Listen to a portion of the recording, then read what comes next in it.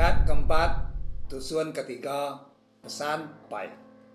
Jako apai nada bekaruang, penemunya ndak bergantung.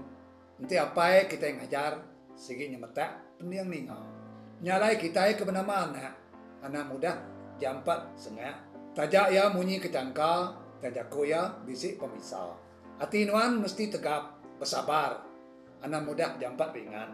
Laban apai nak kalak bertanduk jaku berulang lama. Nak, ingat pesan apai? Ko ya, ngulia ke pemisik ngasu pemandai, sigi nadai siti nyamai. Laban sigi mayuah penguji datai, dekak din sarak ketua. Harinya nuan anak muda putus asa, nyelengak separuh aja lain. Anang nikal ngapa? Sebdao nuan sangkai. Anang tenur, pupuk begadai-gadai.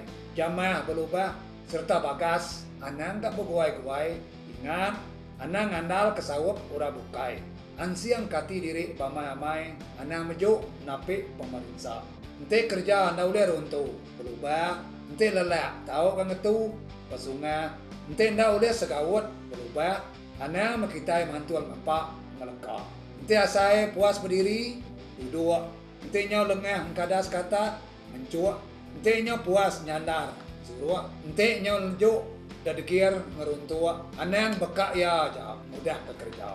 Anak ngerja pengawak, anak ngoi guli, ti asai bedau ngengkang, seruri, ti agi bisi lapang, seleti, ti agi bisi kurang, balik. Anak ninggal kutai mekang-mekang, agi bertinggal. Anak lembau ngasu, penemu hidup ke diri. Anak ngeliat hati, ngigak jerki. Anak ngandur diri, rindu dudi, laban reta dunia, sigi nak nikik ke diri, di kaki tangga. Anak mudah nyerah halang, mapul mapa. Sekali na uliah, anak berguai jerak, nyengkalan katinuan, sampai nuan berjaya. Biar beluntang bukang begadai nyawa. Sekali tetrap tertingkap, angkat anak terus angkat. Biar bertelansat ruat, berjagang dada ngerayap. Kriang ke bulu, anak lemik semangat. Belantian mau penuh pengharap, betungkat mau penegak adat. Ingat, anak lupai bersampi, minta berkat hari petara.